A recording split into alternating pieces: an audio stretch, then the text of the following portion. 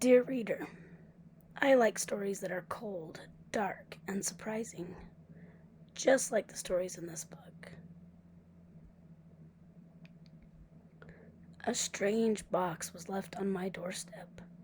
A dead mouse sat beside it. Here is what I found inside: a tree branch, a doll's eye, a piece of an old quilt, a toy's rusty head. There was also a notebook in the box. This note was taped to it. Promise me, Mr. Shivers, that you will share the stories inside this book. So this book is my promise as I pass these stories to you. And I hope you like scary stories, because these stories will make you shiver, Mr. Shivers. Beneath the bed. Kids at school said the old house on the hill was full of ghosts. The kids dared me to visit the house. They dared me to visit at night. They dared me to visit every room. I begged my sister Beth to go with me. After I asked 5 times, she said, "Okay." Beth and I walked up to the house. The wind howled. Beth said, "John, I am scared." "Me too," I said.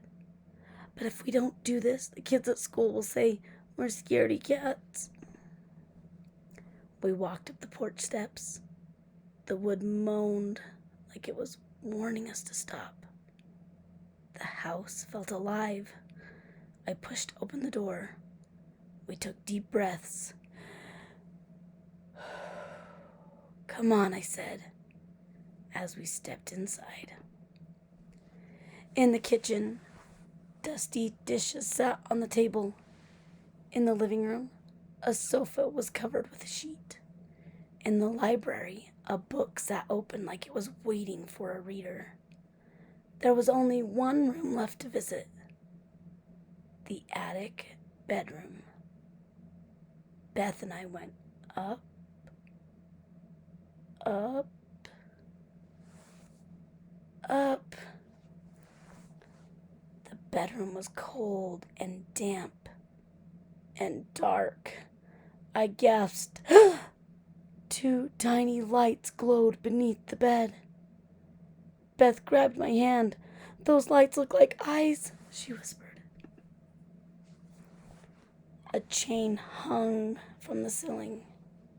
My hand shook as I tugged at it. Click. Light filled the room.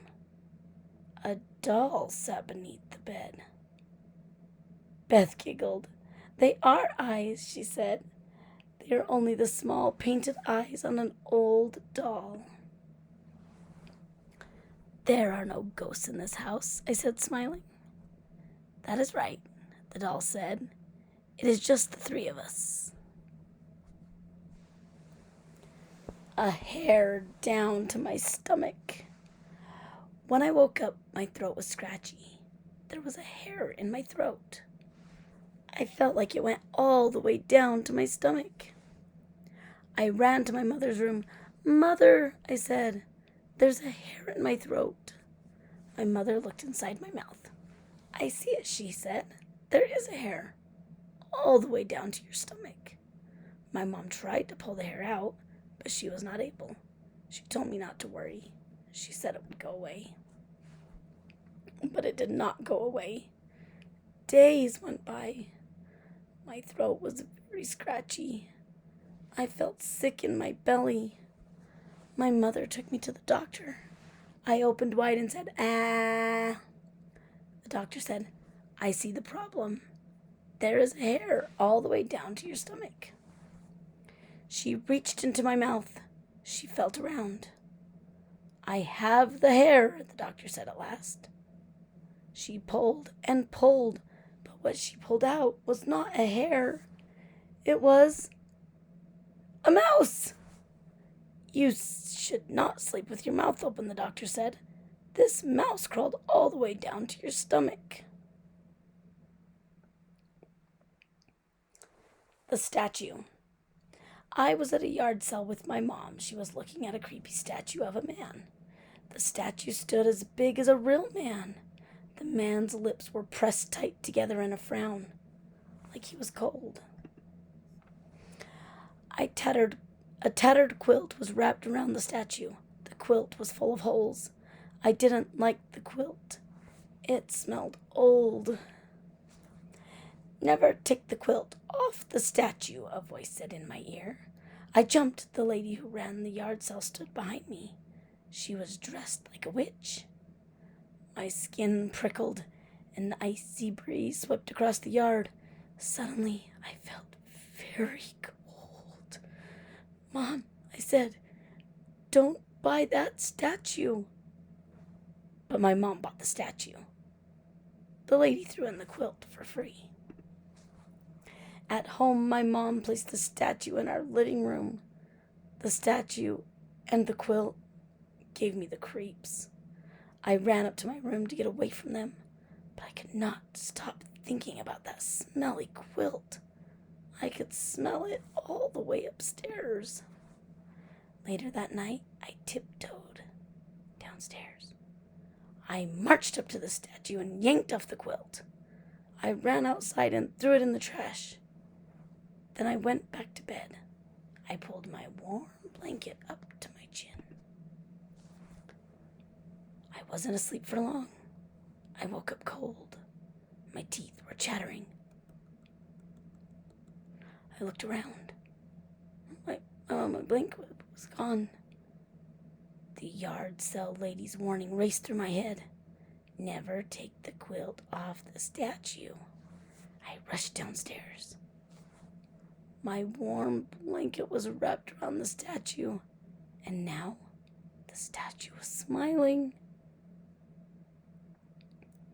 A dark and stormy night.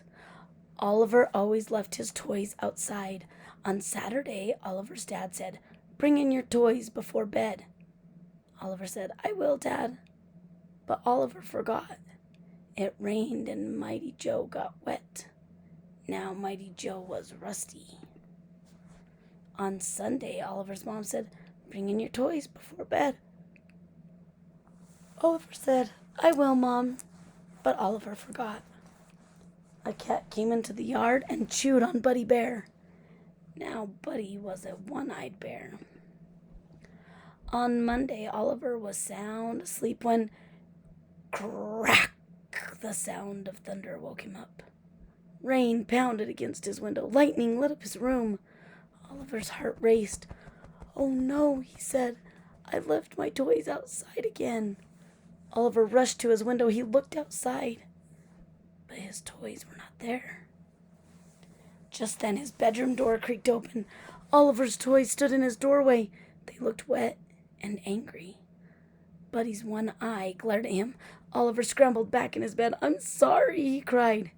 "It's too late for that," Mighty Joe yelled. "You left us in the rain for the last time." The toys slowly marched toward Oliver. Then the bedroom door slammed shut. The noise at the window. My family moved to an old red house. The house sat in the middle of a field. It looked lonely. My new bedroom smelled like dust and cobwebs. Our first night in the house, my mother and father tucked me in. "Sweet dreams, Lucy," they said. I pulled the blankets close and shut my eyes tight. Then I heard a noise. Scrape. Scrape. "Ah!" I yelled. The noise stopped. My father rushed into my room. "Somebody was clawing at my window," I told him. "Lucy," he said with a sigh, "you only heard branches scraping against the glass." "Oh, okay," I said. I pulled my blankets closer. I shut my eyes tighter. I began to drift to sleep when scrape, scrape. "Ah!" I yelled. The noise stopped. My mother flung open the door. "Somebody was clawing at my window," I told her. Lucy, she said with a sigh, you only heard branches scraping up against the glass. Oh, okay, I said softly. I pulled my blankets even closer. I shut my eyes even tighter. Finally, I fell asleep. In the morning, my bedroom was bright and sunny. I heard birds chirping outside. I remembered the tree that had scared me the night before. I rushed to my window. Then I froze. There was no tree outside my window. There were no trees near the house at all. But there were scratches across the window, and I could feel them on the inside